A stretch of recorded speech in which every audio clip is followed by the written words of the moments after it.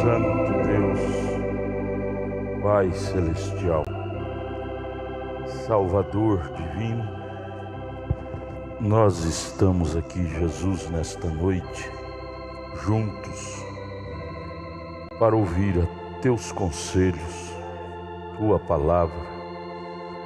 Ela nos alinha, ela nos constrói, ela faz bem para as nossas almas.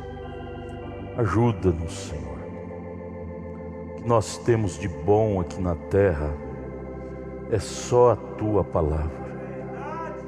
O resto é tudo humano, é tudo terreno, é tudo falível, tudo perecível. Tua Palavra é a única coisa que realmente é valor, perene, eterno.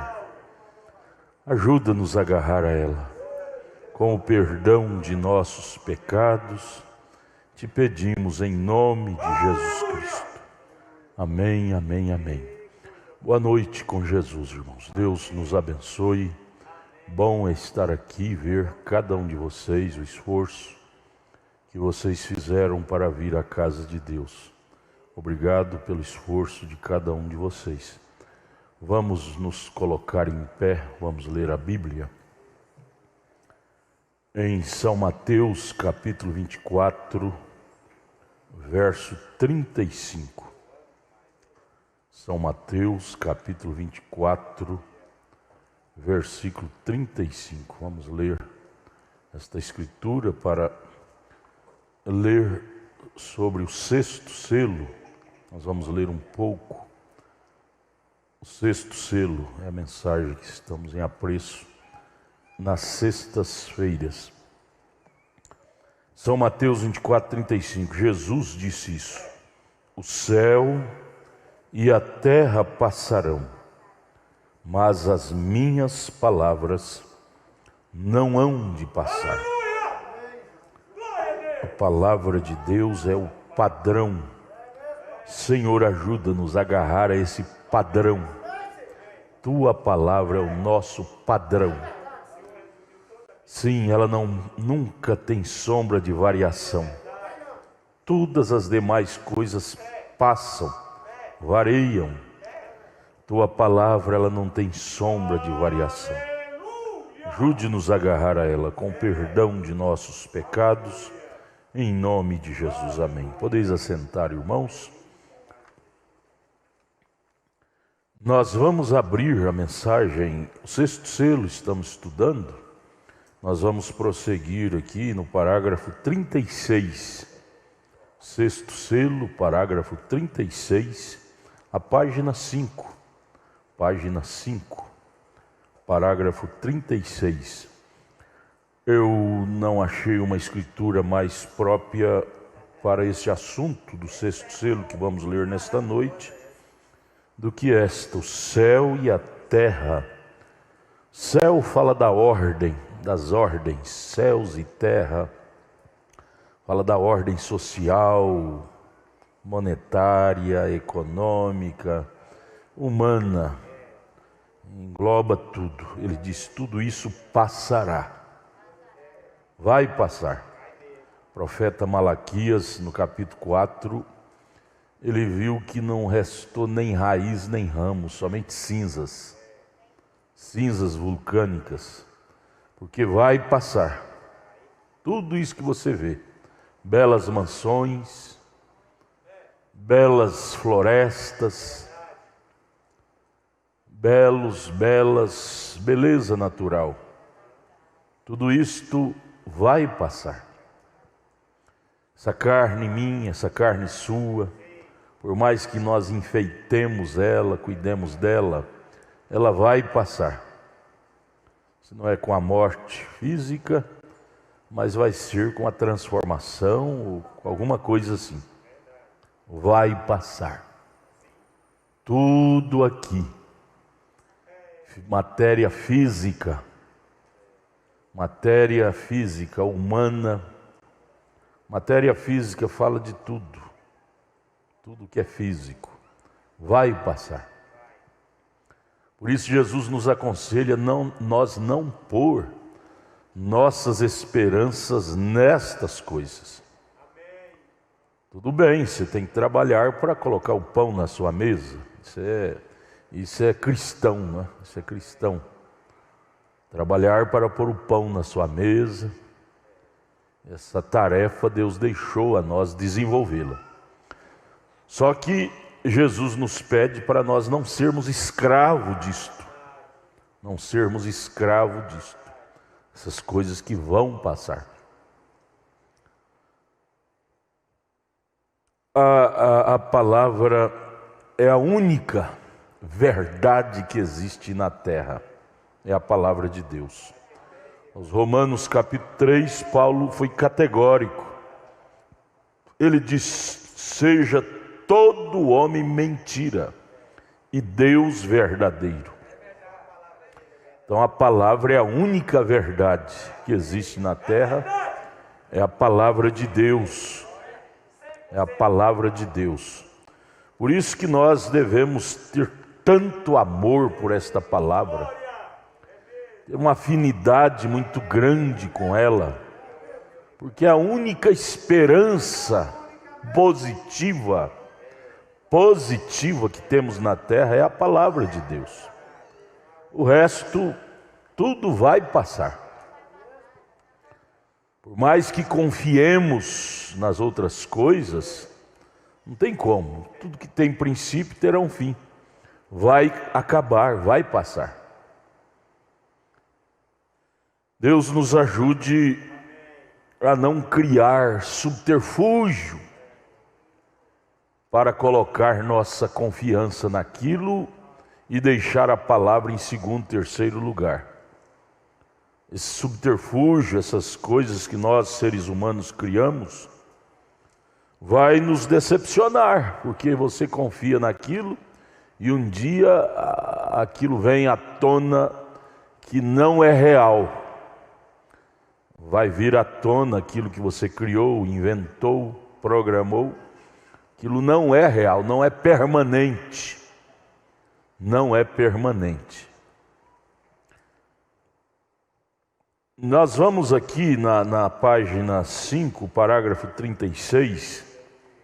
O profeta comenta aqui, ele bate duro sobre revelação, visão, interpretação privada que alguém possa ter sobre a vida, sobre a palavra, sobre o cristianismo. Ele corrige, ele centraliza essas coisas que os humanos gostam de criar: revelação, visão própria, interpretação própria. Vamos ler aqui o sexto selo, página 5, parágrafo 36. Agora, como uma pessoa diz que eles tiveram uma visão, e conta o que ela foi, eles estão certos que foi o Senhor que a deu, aquela visão a eles, porque veio com grande poder, arrepio, emoção, sensação. O irmão Brana diz: bem, tudo bem com a visão, mas se a visão, não estiver de acordo com a palavra, e for contrária à palavra, ela não está correta, ela não está correta. Não importa quão emotiva ela te emotivou, te veio com grande emoção, sensação, emoção, mas se ela choca com a Bíblia, a palavra de Deus, ela não está correta. Amados, o profeta, vale a pena crer num profeta central como este. Ele, mais do que nunca, ele nunca deixou aparecer a si próprio. Ele sempre fez promover em seu ministério o valor da palavra de Deus. Ele sempre promoveu em seu ministério, em seu trabalho árduo que ele teve em seu ministério, levar o povo a confiar na palavra. Ela é o absoluto para nos sustentar em quaisquer fases da vida que estivermos atravessando. Então, o irmão Brano acaba de dizer no 36, não importa quão bonita seja a visão, a revelação, mas se ela for contrária à palavra, ela não está correta, vem? 37. Agora pode ser que eles estejam presentes, alguns irmãos e irmãs mórmons, que ele fala sobre os mórmons. Aqueles, aqui no Brasil tem muitos deles, santo dos últimos dias, mais ou menos isso, né? A igreja deles. E pode ser que alguns deles obtenham essas fitas. Agora, eu não quero dizer algumas das melhores pessoas que eu e você poderíamos encontrar. Seria o povo mórmon, uma classe muito boa de pessoas. E então seu profeta, Joseph Smith, que o povo metodista matou ali em Illinois. Os metodistas eram tão crentes firmes, que quando viu a doutrina de Joseph Smith criar essa doutrina dos mórmons, eles ficaram tão irados que o matou.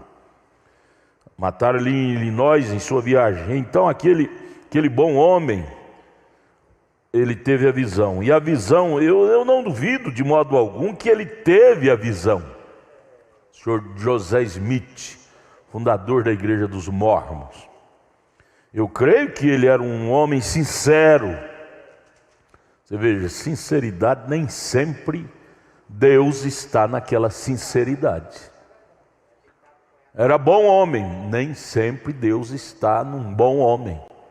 Deus está na sua boa palavra. Pode ser sincero, pode ser boa pessoa, mas se não pautar 100% com a palavra, Deus não está obrigado para com aquele homem. Veja, eu creio que ele era um homem sincero, porém a visão que ele teve estava contrária às Escrituras. Página 6, vem? Portanto, eles tiveram que fazer a Bíblia mórmon para encaixar com a visão que ele teve, para justificá-la, vem? Tiveram que criar uma nova Bíblia, a Bíblia dos mórmons. Não é essa Bíblia nossa. Eles tiveram que criar uma Bíblia com a tradução diferente, teses, versículos diferentes. Irmão, me dá meu retorno aqui, ó. Diferente, porque senão chocaria com a visão que o Joseph Smith teve. O irmão Brana no 38 ele disse, ela é esta aqui para mim, é esta é a razão, apenas a palavra, é isto, vem? Meu retorno, irmão, está sem. Ela, a palavra de Deus é esta aqui, tá bom, irmão, tá bom. É esta aqui, não é outra. Ora, gente, Deus não tem duas palavras, Deus só tem uma, não é? 39, certa vez chegou aqui um ministro. Aí fala de outro assunto. O ministro chegou na cidade de Jeffersonville com uma mulher, andando com uma mulher que tinha casado para 3 ou 4 vezes e dizendo que foi uma visão que ele teve de Deus que podia. Veja, o tal da visão, tal da revelação. O irmão Brano está nos vacinando dessa praga, não é? Chegou aqui um ministro que veio de uma região de fora. E eu vi na rua passeando por aí de carro, com a qual não era, com uma dama, e eles vieram para uma reunião. E eu descobri que eles dirigiam durante 2 ou 3 dias, só ele e ela, na reunião, para virem para a reunião juntos. E a mulher havia se casado 3 ou 4 diferentes vezes. E aquele reverendo, aquele ministro, andando com ela. Parágrafo 40. E esse ministro entrou na sala de espera no hotel onde eu estava e correu, apertou minha mão. Brana era vidente. Ao ver a pessoa, Deus mostrava segredos ocultos da vida da pessoa. E eu apertei a sua mão. Me levantei, conversei com ele e lhe perguntei e disse: quando você estiver livre, eu poderia falar com você no meu quarto só por um momento? O Brana sentiu pena dele ao irmão Brana ver, por revelação, o que estava ocorrendo com ele naquele momento, sendo ele um ministro. O irmão Brana sentiu pena dele e disse: eu gostaria de falar com o senhor, ou seja, queria te ajudar. Ele disse: com certeza, irmão Brana. 41. E eu levei até o quarto, e eu disse ao ministro, eu disse: reverendo, senhor, você é um estrangeiro nessa região, você não conhece aqui o povo da região. Eu disse: porém esta senhora realmente tem um nome conhecido. Essa senhora que o senhor está saindo com ela, tem um nome aqui bem conhecido, ela é conhecida. Eu disse: e você vem de tal e tal lugar, desceu a esse tal e tal lugar? Ele disse: sim, senhor. Eu disse: você não tem medo de que isto vá... Eu não estou duvidando de você, mas você não acha que isto vai refletir na sua reputação como um ministro? Um homem de Deus andar com uma mulher que já casou 3 ou 4 vezes? Você não acha que deveríamos dar um exemplo melhor do que este? O Brana não falou isto condenando, mas falou com amor, ajudando, porque o homem era estrangeiro ali, não conhecia a mulher com quem ele estava andando. Talvez ele poderia estar enganado, né? Andando com ela pensando que era uma coisa, era outra. Aí o moço, em vez de se humilhar e aceitar o conselho do irmão Brana, ele disse: oh, aquela senhora é uma santa, disse para o irmão Brana.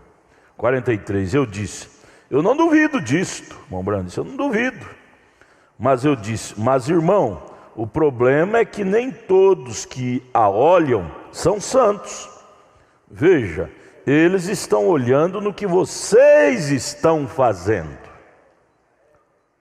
Você está escandalizando o evangelho desta forma.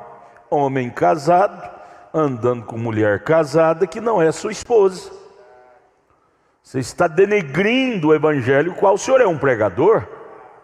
O senhor não acha que isto vai denegrir o evangelho, em outras palavras? Eu disse: eu acho que é melhor você ter cuidado.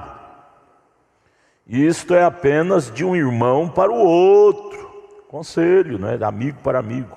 Ele disse, eu disse: a senhora já se casou umas 4 ou 5 vezes. Ele disse: sim, eu sei disto. Ele sabia. Disse: você sabe? Eu disse: você não ensina isso na sua igreja? Ensina, irmão. Então disse: não, mas disse: você sabe, eu tive... Aí ele virou para o irmão Brana e apelou pela visão. Eu tive uma visão sobre isto, irmão Brana. Emendar a coisa com interpretação. Eu disse: bem, isso é ótimo. Eu disse.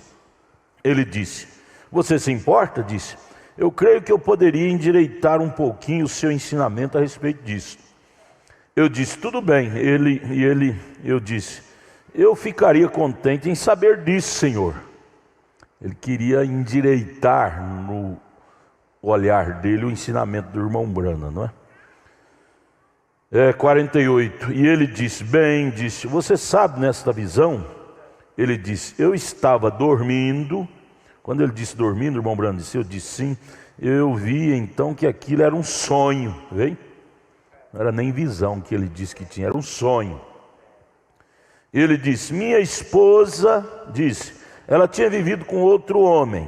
Um sonho que ele teve e queria encaixar o sonho naquele episódio que ele estava desenvolvendo. Minha esposa tinha vivido com outro homem, disse, e me traído, e disse. Então ela chegou para mim e ela me disse: ó, querido, me perdoe, disse, eu sinto muito por ter feito aquilo. Eu serei fiel de agora em diante. E ele disse: naturalmente eu a amo tanto que eu simplesmente a perdoo. Disse: tudo bem. E disse então, você sabe de uma coisa? Então eu tive a interpretação daquela visão e disse: essa era a mulher. O homem disse para o irmão Brana, né? Eu tive a interpretação daquela visão, que não era visão nada, era um sonho. E disse: essa aqui era a mulher que traiu, eu perdoei e tomei e redimi. Disse, claro, ela já foi casada por todas essas vezes e outras coisas. E disse que é correto que ela se case porque o Senhor a ama tanto. E ela pode se casar quantas vezes ela quiser, desde que... Eu disse, sua visão foi uma doçura, mas estava fora do caminho aqui. Eu disse, isso está errado. Veja você não deveria fazer isto, então isto vem. Mas quando você vê a Escritura se encaixando com a Escritura, formando uma continuidade constante onde se juntam as Escrituras, onde essa Escritura para, essa outra que vem e se encaixa e retrata todo o quadro, é como montar um quebra-cabeça de palavras cruzadas assim. Você encontra a peça que encaixa, não há nada mais que possa se ajustar àquilo. Então você começa a ter o quadro ajustado. E há somente um que pode fazer isto, e este é o Cordeiro. E então estamos olhando para Ele. Negão, confira esses ar aqui, parece que tá quente. Está quente. Confira aí para nós. Desliga e vê. E liga para esfriar. Mas veja aqui, amados. Um profeta, amados, faz a diferença para as nossas vidas. Você vê esse mundo denominacional, está agindo do jeitinho desse pastor, desse reverendo. Em nome do amor divino, Deus ama tanto, irmão Brando, Deus ama tanto, que deixa essa mulher casar quantas vezes ela quiser, que não tem problema nenhum. Deixa esse homem casar quantas vezes ele quiser, que não tem problema nenhum. Deus ama ele demais. Deus é como um velhinho barbudo, barba branca, cheio de netinho ao seu redor. E os netinhos podem aprontar, pintar os 6, os 7, o 8. Que Deus fica caducando e dizendo, meu netinho, tadinho dele. Tadinho do meu netinho. Olha, irmão, se Deus fizesse isto, nós tínhamos que rasgar então essa escritura que lemos, Mateus 24, 35. A escritura que lemos diz, o céu e a terra passarão, mas as minhas palavras não hão de passar. O que a palavra de Deus disse? Que o homem que deixa sua esposa, que não é por causa de prostituição dela e casa com outra, ele é um adúltero. A mulher que deixa o seu marido e casa com outro homem, ela é uma adúltera. Essa é a palavra. Agora Deus, ao passar do tempo, ele mudou de ideia para o irmão ter esse sonho, essa visão no linguajar dele e dizer que está bem. Tudo bem, Deus tem sua soberania, mas cabe a nós primar pela letra. Pela letra, não é? Deus nos ajude, irmão. Aí vem o valor de um profeta. O profeta vem para centralizar nossas almas. Ainda que me fira, amados, ainda que te fira, mas nos corrige, nos endireita. Isto é que é importante. Nós, como seres humanos, vivemos todo torto, mas precisamos de ser endireitados. E a única coisa que endireita nossos caminhos é a palavra revelada. Nunca Deus enviou um profeta na terra quando tudo estava bem. Você lê a biografia, a história da Bíblia, sempre quando Deus envia um profeta é quando a coisa está má. E agora não seria diferente. O sétimo anjo de Apocalipse 10, 7 veio à terra no tempo de tanta sujeira no meio do povo religioso. Eu estava lendo, meu Deus, livro de Reis, de Crônicas. Que coisa! Saiu um rei perverso, entrava outro mais perverso. E com aquilo Israel, as nações, principalmente os sírios, a nação da Síria, invadia Israel e detonava tudo, levava o ouro, a prata, as riquezas de Israel, tudo para Damasco. Por quê? Por causa do pecado. Deus tirava a mão de Israel e deixava as nações inimigas invadirem. Paulo fala isso em Coríntios 11, porque há entre vós muitos fracos e doentes, muitos que dormem. É o caso de Israel, por causa do pecado. Deus tira a mão e deixa o diabo assaltar com os seus malefícios e trazendo tantos prejuízos materiais, espirituais, conjugais e tantos outros prejuízos, porque nós viramos as costas para a palavra.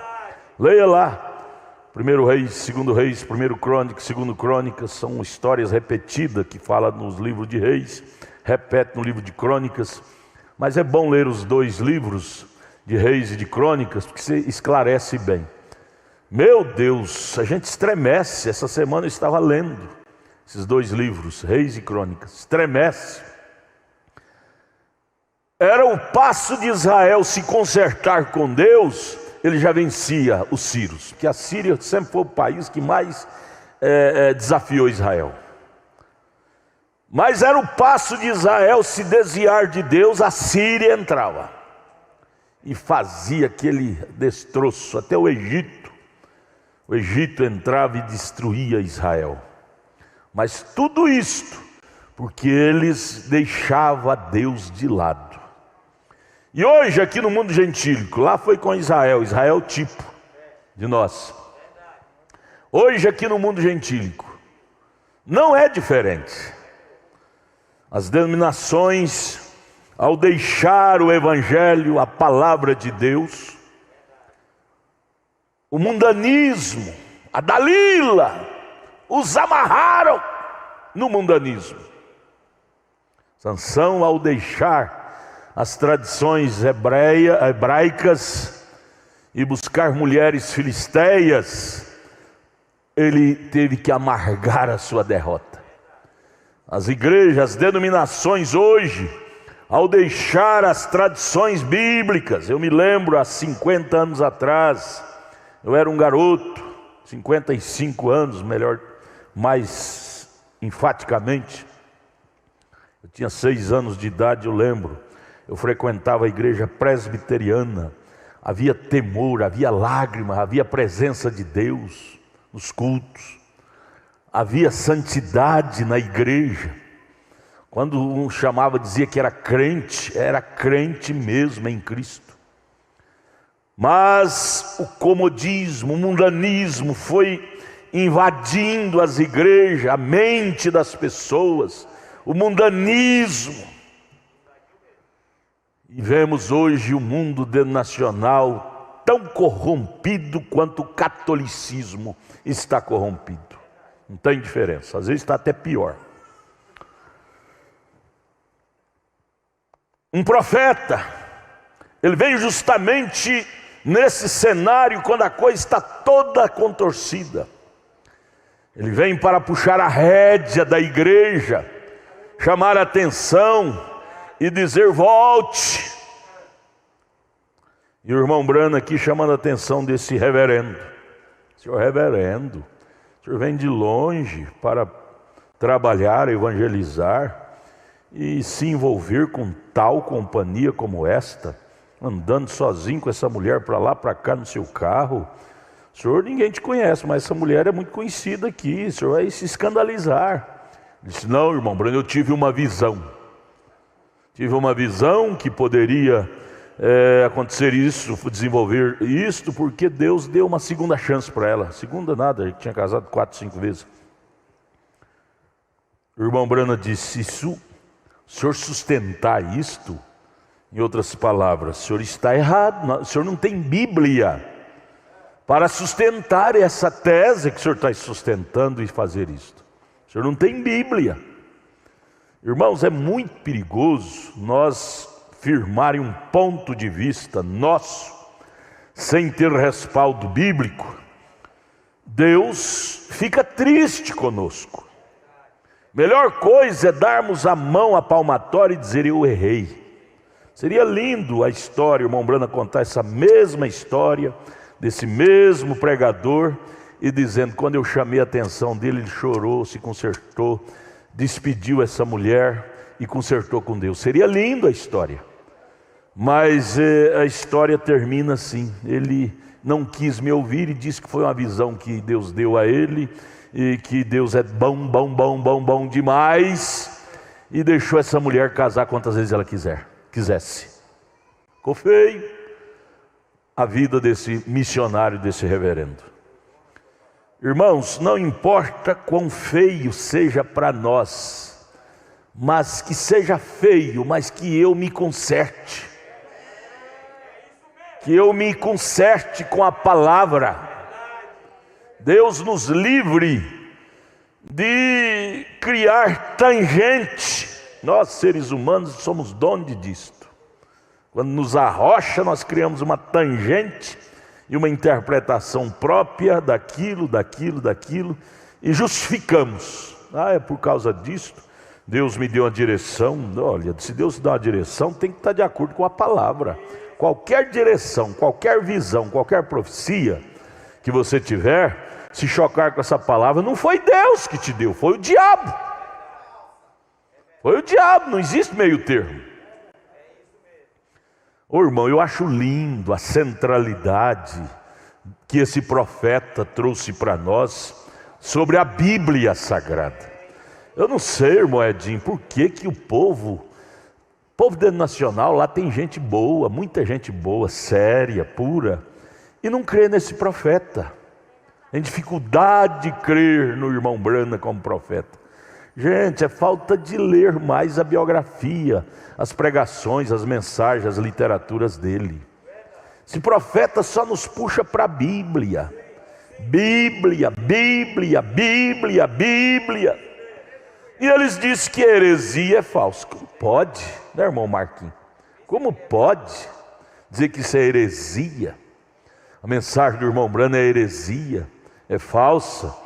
Quando ele só nos arrasta de volta à Bíblia, ele não coloca nenhuma tese dele. Tudo que ele fala, ele puxa para a Bíblia.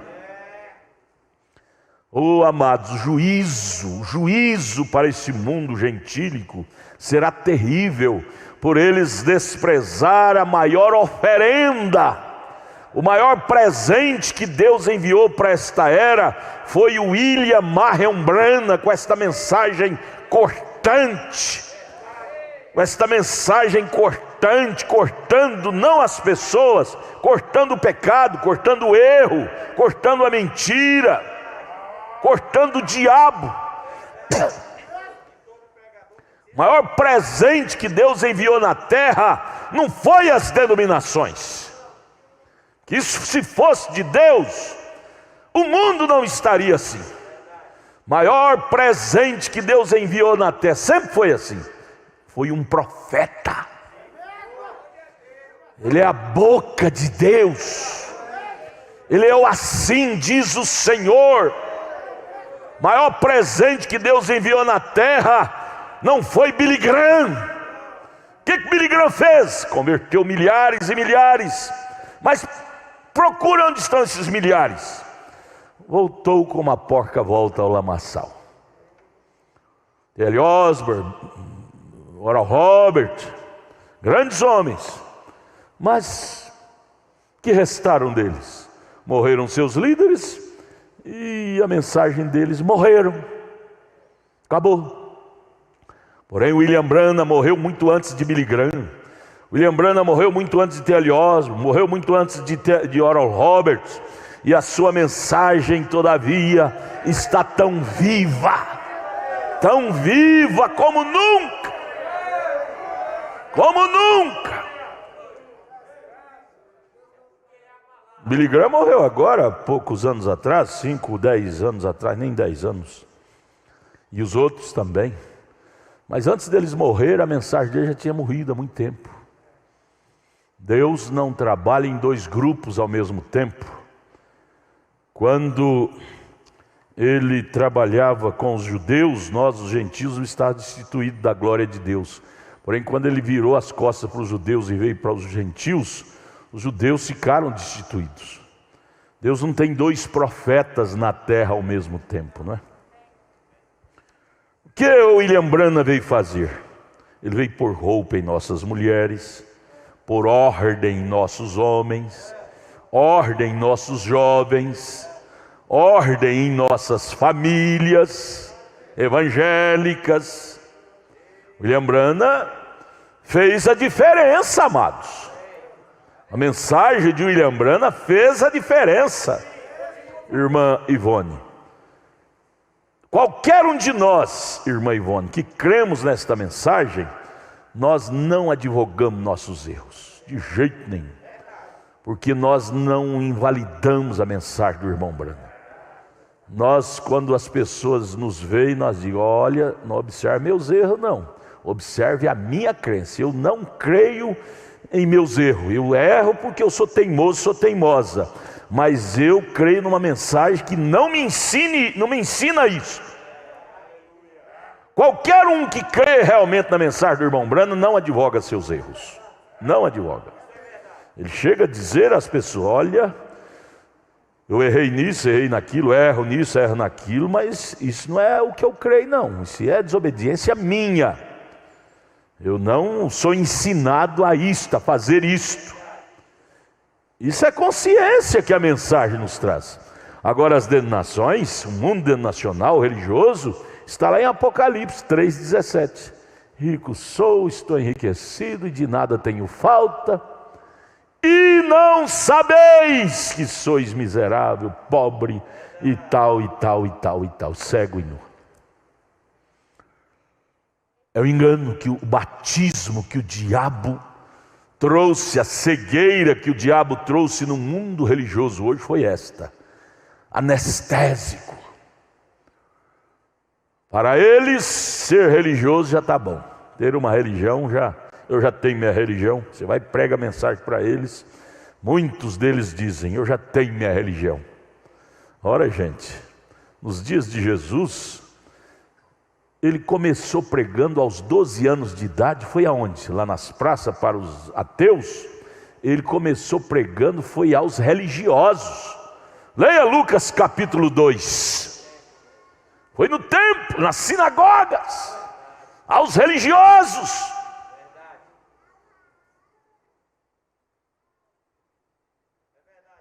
Para que um profeta? Para pôr em ordem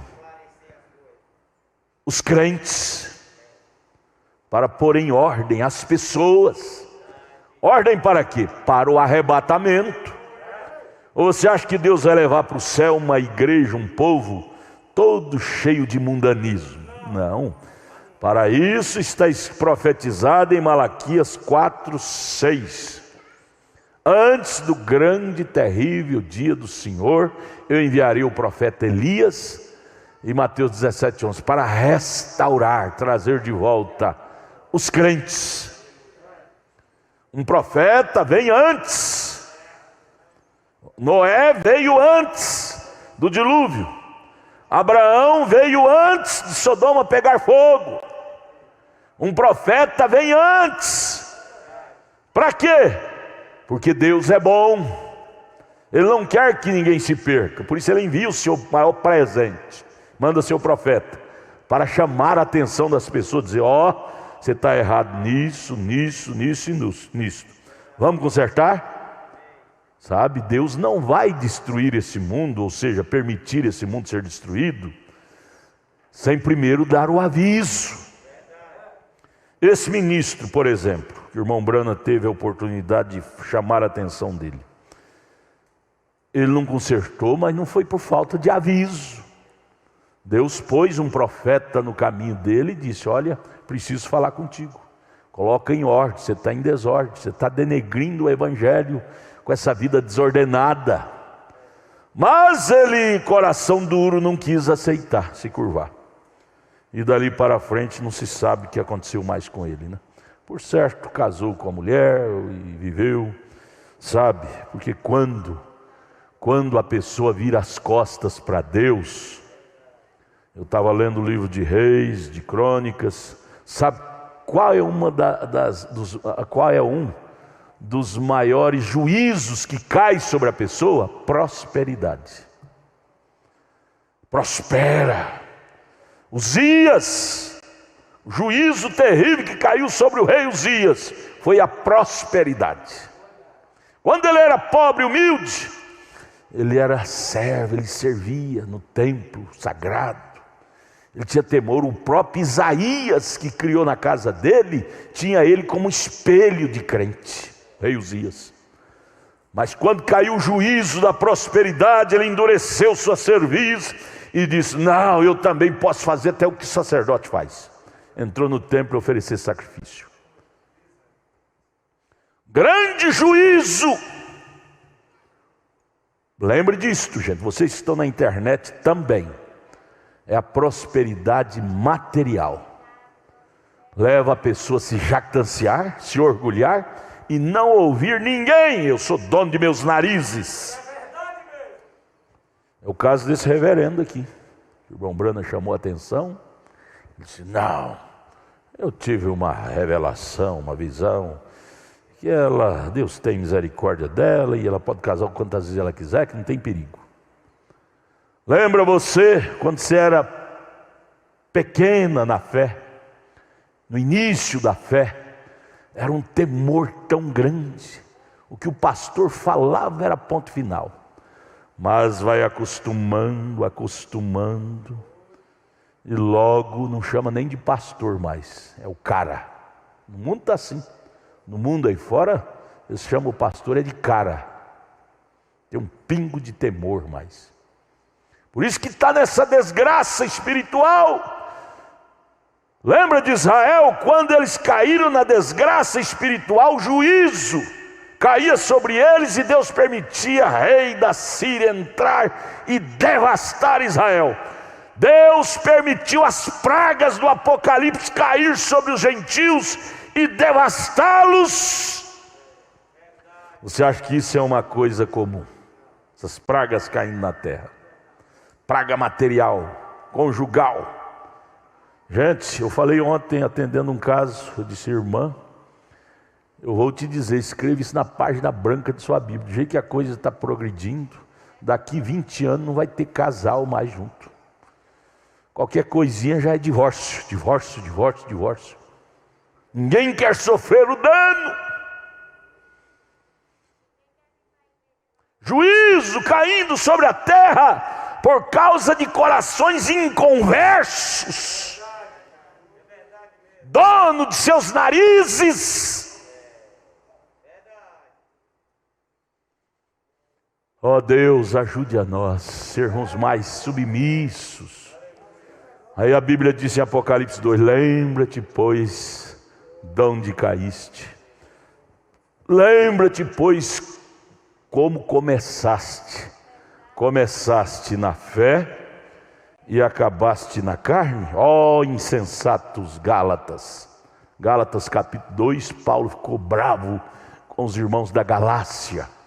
Disse: ó insensatos Gálatas, começaste na fé e acabeis na carne. Insensato quer dizer sem senso, perdeu o senso, o temor. Ao passar do tempo, a tendência nossa de humanos é acostumar com o Evangelho, acostumar com os cultos. Culto que antigamente era de arrepiar, hoje é como jogar água nas costas do pato, não entra, não penetra. Vem na igreja, volta para casa a mesma pessoa, não tem mais temor, sabe? Não são mais tocados. Não tem mais emoção com a palavra. Tem emoção com a vida dos outros, mas com a palavra não. Deus ajude a nós, Pai. Ajuda a nós a ser mais sensível à palavra de Deus. Parágrafo 55. Mas descobrimos que quando este cavaleiro, ele era o cavaleiro que montou aqueles cavalos, e então nós o perseguimos até aqui, vimos o que ele fez e tudo mais, e encontramos de volta as eras da igreja, que foi exatamente isso que ele fez. Então, quando ele saiu em uma determinada besta e fez certa coisa, descobrimos que ali havia um enviado para combater o que ele fazia. Houve um que foi enviado para a primeira era, um cordeiro, um leão. E aquele era a palavra, naturalmente, Cristo. Gente, vamos prestar atenção na leitura disto. Nós não podemos ler e deixar isso por alto, não.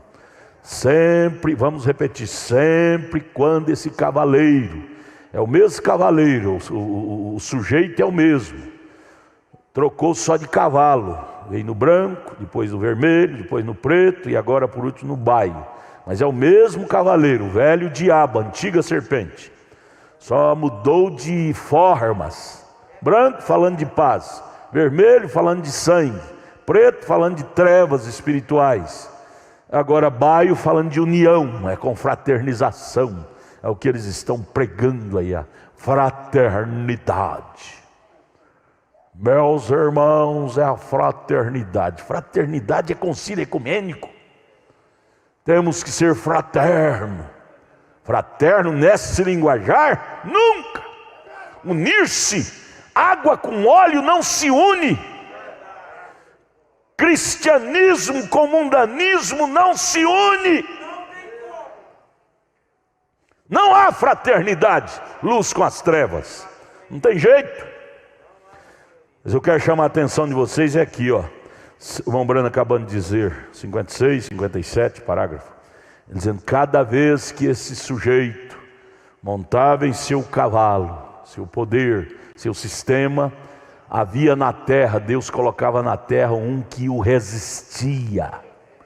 Gente, vem cá, minhas irmãs, queridas irmãs, queridos irmãos, vem cá, vamos pensar nisso, gente.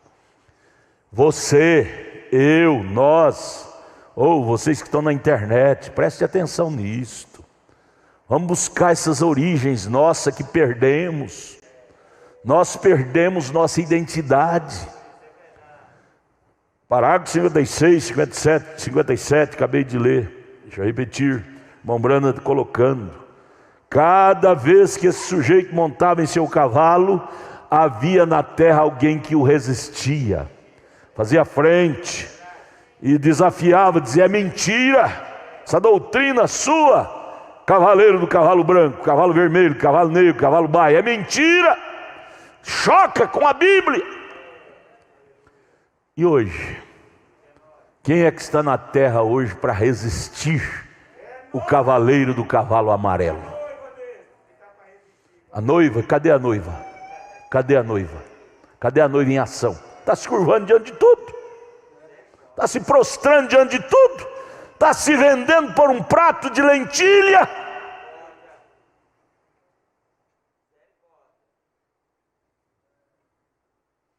Irmãos, é hora de nós entrar em desespero.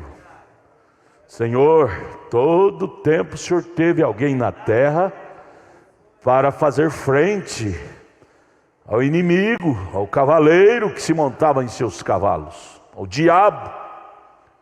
Senhor, quem é que está na terra hoje fazer frente? Jesus morreu, Paulo morreu, os apóstolos morreram, William Branham morreu. Os heróis só ficou na história, Hebreus 11, morreram. Quem é que está vivo? Mortos não, águas passadas não tocam moinho.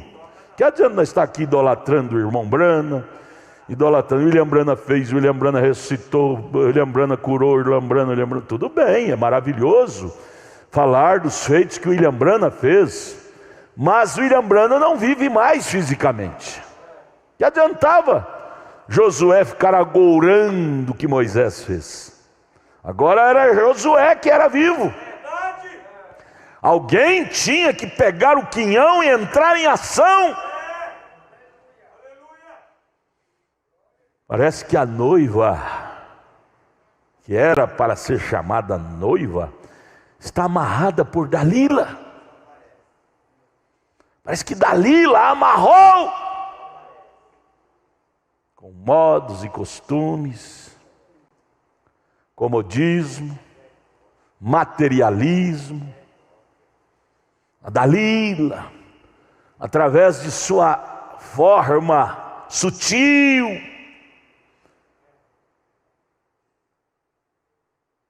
ela amarrou Sansão. Sua forma meiga. A Dalila não amarrou Sansão de forma brutal.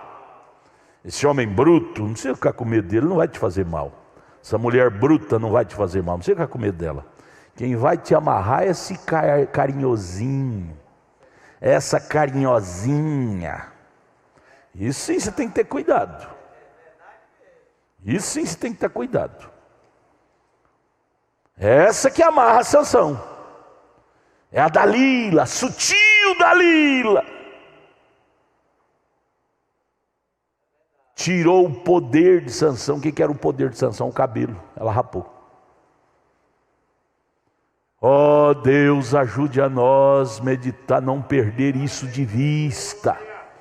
Deus tem uma noiva na terra. Deus tem uma igreja na terra. Meu Deus do céu, não me deixe abrir mão de ser um membro desta igreja. Não me deixe abrir mão de ser um membro desta igreja. É inegociável eu perder esse direito. Jacó, devemos ser como Jacó. A primogenitura, o direito dele possuir era inegociável. Ele, de um jeito ou de outro, eu vou possuir a primogenitura. Ela é minha. Era inegociável ele perder a primogenitura. Gente, devemos ter, se é para ter estratégia, se cristianismo tem estratégia, se pode chamar estratégia do cristianismo, é a de Jacó.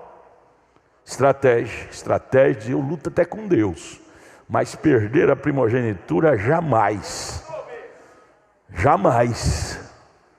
porque eu sei o que está por detrás dessa primogenitura. Está a riqueza de meu pai.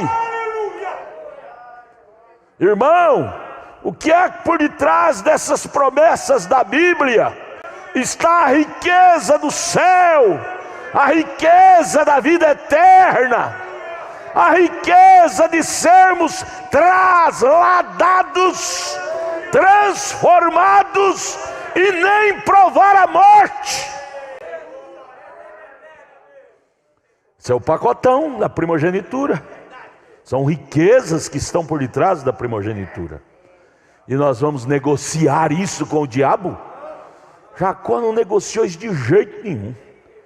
Se podemos chamar isso de estratégia, que seja chamado de estratégia, mas é a de Jacó, em prol da primogenitura.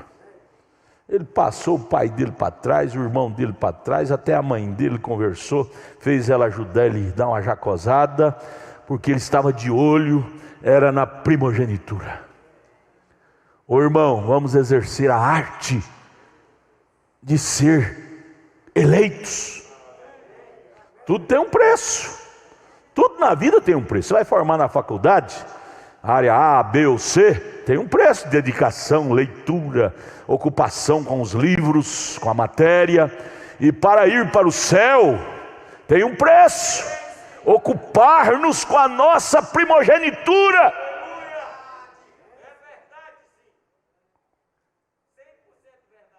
Ocupar com a nossa primogenitura. Ela é maior do que tudo. Para Jacó, nada substituía para ele a primogenitura. Nada, até no ventre da mãe dele, quando ele estava ainda gerado, sendo gerado no ventre, ele já tinha a revelação do que significava ser o primogênito. Tanto é que ele nasceu já agarrado no pé do irmão mais velho, que ele não puxou ele para trás para ele nascer primeiro. A arte de ser crente. Você fica um amorzinho com essas pessoas que não quer nada a ver com Deus. Jacó não teve amorzinho com Esaú, não. Esaú não tinha muito interesse com Deus, com a primogenitura. Jacó achou foi bom. Ó, você fica para trás que eu vou na frente.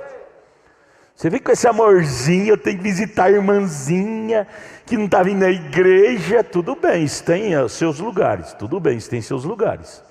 Mas não perde culto que a irmãzinha não vem não, viu? Não deixa de entrar véu adentro que a irmãzinha não entrou não, viu? Jacó não fez isto. Às vezes o diabo quer nos amarrar o cordão umbilical com pessoas que não têm interesse nenhum. Jacó não deixou o seu cordão umbilical ser amarrado no umbigo de Esaú, seu irmão. Ele disse: ó Esaú, ó, te amo, amor sanguíneo, mas amor de eleito não tem nem um pingo. Você gosta de uma coisa, eu não gosto. Você gosta da vida de qualquer jeito. E eu, ó Esaú, me perdoe, mas eu não tenho paz enquanto eu não ter posse na minha primogenitura. Eu não tenho paz de espírito enquanto eu não estiver seguro mesmo na minha primogenitura. Primogenitura para mim, Esaú, não pode ser uma suposição. Eu acho que tem um pensamento, uma imaginação, eu penso que eu tenho. Não, eu quero pegá-la na minha mão. Enquanto ele não pegou na mão dele, ele não parou de lutar. Ele teve que pegar. Esaú passou para ele, deu para ele. Disse: olha, o que vale isso para mim? Eu estou com fome, eu vou comer. Não é isso que os Esaú de hoje está fazendo? Por causa da necessidade material, necessidade sentimental, deixa Cristo por causa de um casamento errado. Necessidade sentimental, necessidade até biológica, deixa Cristo por causa de um sexo promíscuo. Necessidade biológica. É o Esaú. Deixou a primogenitura por causa da necessidade física. Comida. Isso vem lá de Esaú. Trocou Jesus por causa de comida. Troca-se Jesus hoje por causa de comida, dinheiro, comida. Troca-se um culto por causa de comida, coisas materiais. Esaú fez isso, essa loucura. Jacó, que estava com o olho gordo na primogenitura, disse: ó Esaú, sinto muito, você não valorizou, tem quem valorize, é minha. Diga para sua irmã, para o seu irmão que não quer saber, diga: ó, sinto muito, você não valoriza, mas é para mim, eu quero, céu é meu, arrebatamento é meu, vida eterna é meu, Cristo é meu. Sinto muito, meu amigo, minha amiga, meu irmão, minha irmã, meu marido, minha mulher, meu filho, meu pai, sinto muito. Vocês não querem? Problema de vocês, arrebatamento é individual. Eu quero.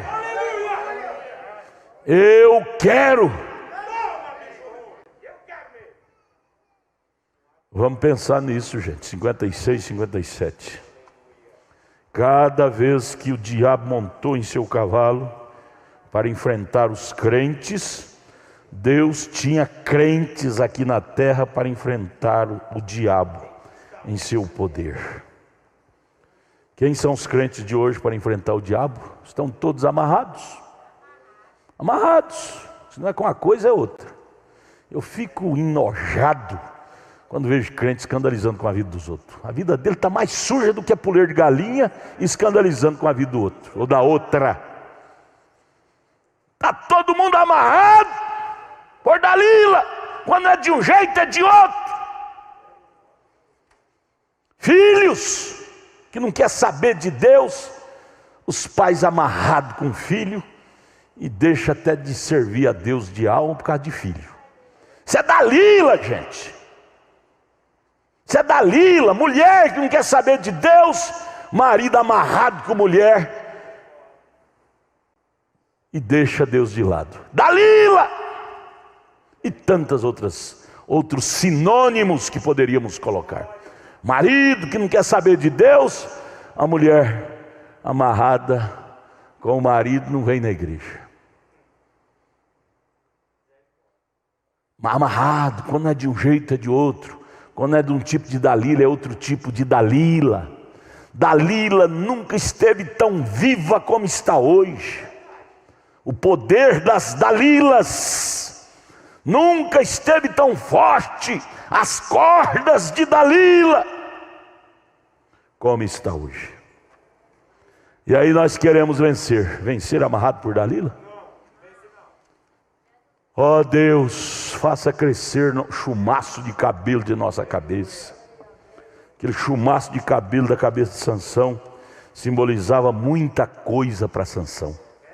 Simbolizava poder, simbolizava vida cristã, simbolizava força. Oh Deus, quanto precisamos, amados, daquela oração de Sansão. O irmão Brana fala isso na mensagem, aquela que ele pregou sobre Sansão, somente uma vez mais. Ele diz, quando a igreja, leia essa mensagem, da metade para o fim tem um parágrafo lá que ele fala isso. Quando a igreja fizer a oração de Sansão, ela voltará a vencer. Mas fizer não verbalmente, fizer com a alma. Senhor, somente uma vez mais. Vingue-me das mãos dos filisteus. Ele disse, oxalá que a igreja orasse a oração de Sansão. Quando a igreja mundana está orando, é a oração de Laodiceia. Rica sou e não preciso de mais nada. Eu descer ao banco dos chorões? Não preciso disso não. Eu ir no altar orar, lagrimar, como a irmã Tiburtino, o irmão Tiburtino faz? Não preciso disso não. Termina o culto, eu vou embora para casa. Termina o culto, eu não preciso de orar, chorar lá na frente não. Lembrando isso, onde estão os bancos dos choradores? Eles desceram para o porão. Onde estão as lágrimas no altar dos desesperados? Como Sansão, Senhor, rogo-te, vingue os meus 2 olhos, somente uma vez mais. Estar amarrado é uma coisa, mas concordar e estar amarrado é outra coisa. Amarrado todos nós estamos, irmão. Ninguém pode levantar o dedo aqui e dizer que não está amarrado. Quando não é com uma coisa, é com outra. Mas eu quero perguntar, onde está o desespero? Leia Ezequiel capítulo 4, verso 9. Leia. Ele diz, saia pelas ruas da cidade, marque com sinal na testa quem está gemendo, angustiado pelo mundanismo desenvolvendo na terra. Marque com sinal na testa quem está angustiado ao ver o mundanismo na testa. Ezequiel 4:9 ou 9:4, 9:4, né? 9:4.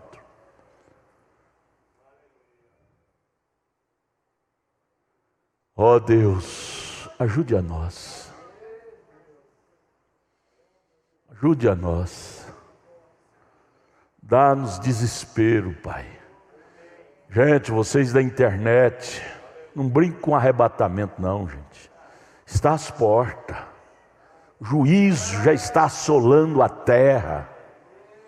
O juízo, o anjo da meia-noite que assolou o Egito, já está assolando o Brasil, o mundo, com pragas. Pragas de divórcio, pragas de doença, praga de tudo quanto é jeito.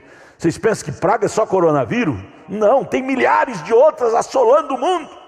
É porque as pessoas deixou de preocupar com as outras pragas, focou só o coronavírus. E as milhares de pragas espirituais dentro da igreja. Rede social é uma praga, é uma Dalila. Vamos orar. Vamos orar. Vem cá. Vem cá, irmão Magno, ora aqui, o pastor Samuel termina. Vamos orar. Vamos ficar em pé. Vamos chorar um pouco. Nós precisamos de chorar, gente. Paulo disse a Timóteo, converta o vosso riso em pranto, vossa alegria em tristeza. Paulo escreveu a Timóteo, jovem Timóteo, converta vosso riso em pranto. E como nunca, amados, eu preciso e você também precisa converter o nosso riso em pranto. Nós precisamos levar mais a sério nosso arrebatamento. Quem é que está parando contra o cavaleiro do cavalo baio? Quem? Teve um encontro desse passado aí que eu fui pregar sobre isso lá em Goiânia, um pastor me repreendeu. Não pode falar isso não. Quer dizer, ele pode falar, o cavaleiro do cavalo amarelo pode falar o que quer. Nós tem que ficar caladinho. Cadê a voz da denúncia da águia? O grito da águia, a denúncia da águia. O diabo está amarrando sanções, e o evangelho hoje se tornou um evangelho moderno. Apresentar as crianças, casar os jovens, sepultar os velhos, só isso, social. Ora, para isso os denominacionais fazem com muito mais classe do que nós. Esse tipo de evangelho os denominacionais fazem com muito mais classe do que nós. Nosso ministério não está parado só nisso, não. Apresentar as crianças, casar os jovens, sepultar os velhos. Nosso ministério vai além desse.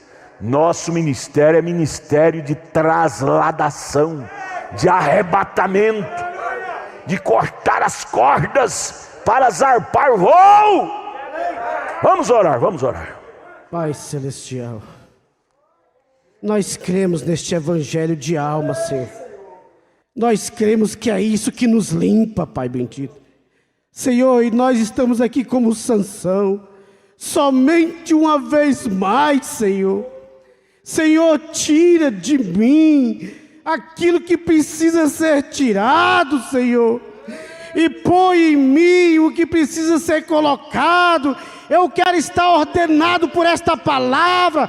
Arrebente ou de arrebentar, aconteça o que acontecer, a tua palavra é maior do que os meus pensamentos, do que as minhas atitudes. Ela é maior, Senhor. Por isso eu quero ela em mim, Senhor, me lavando. Oh, meu Pai Celeste, tem misericórdia e nos desamarra, Senhor, dessas dalilas, Pai bendito, que tem, ó Deus, atrapalhado nós te adorar de alma, Senhor. Ajuda-nos a adorar o Senhor de alma, Senhor. Tira a dormência de nós, Pai. Tira a dormência de mim, Senhor.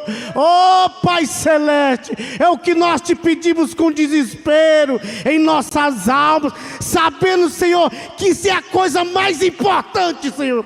Esse ensinamento é a coisa mais importante para a minha alma. Não importa o que essa carne tenha de passar, nós não estamos preocupados com ela. Nós estamos preocupados é aonde nós vamos estar com a nossa alma. E nós queremos permanecer com a nossa alma na tua palavra aqui, Senhor, para permanecer a eternidade agarrado nela, Pai. Pai, te pedimos, tem misericórdia de nós. Ajuda nós a despertar. Esses gritos que o Senhor tem dado a nós é para nós acordar, Deus. Desperta-nos, ó Pai. Dá-nos, ó Deus, a atenção nesse evangelho, porque no final a única coisa que vai permanecer é a tua palavra que nós lemos.